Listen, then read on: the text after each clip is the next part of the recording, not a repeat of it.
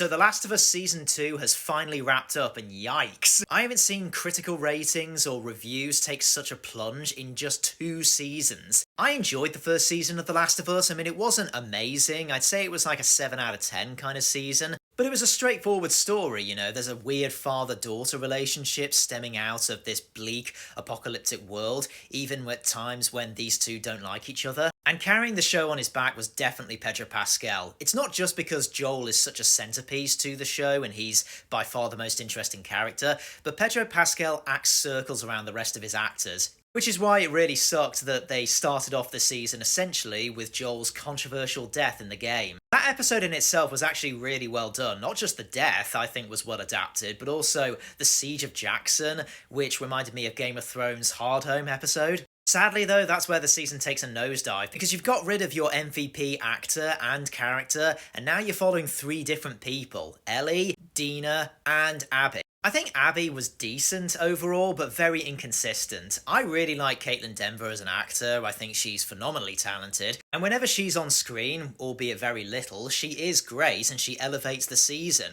I do feel, however, they should have gone with a more buff actress, or at least had Caitlin try to train to look more like Abby from the game. But Abby is definitely the most interesting character of the 3 that we've got to follow at this point. For pretty much 90% of the rest of the season, we're following Dina and Ellie, and these two are the most boring dumbasses in cinematic and television history. Can you tell me anything about Dina that isn't Ellie's girlfriend? In the game, Dina is like Ellie's angel on her back. She's trying to keep her in reality, while Ellie is just absolutely consumed with this bloodlust revenge quest. In here, it's just these 2 girl bosses who just go round, and there's no contrasting personalities like there was with her and Joel, and it doesn't really seem like they're learning from each other. It just is 2 characters going around and spewing out some of the most cringeworthy dialogue. And that leads me to Bella Ramsey. Now, I think the criticism and the backlash against her online has been a bit unfair, to say the least, and I blame how terrible Ellie is this season on the writing, because good god,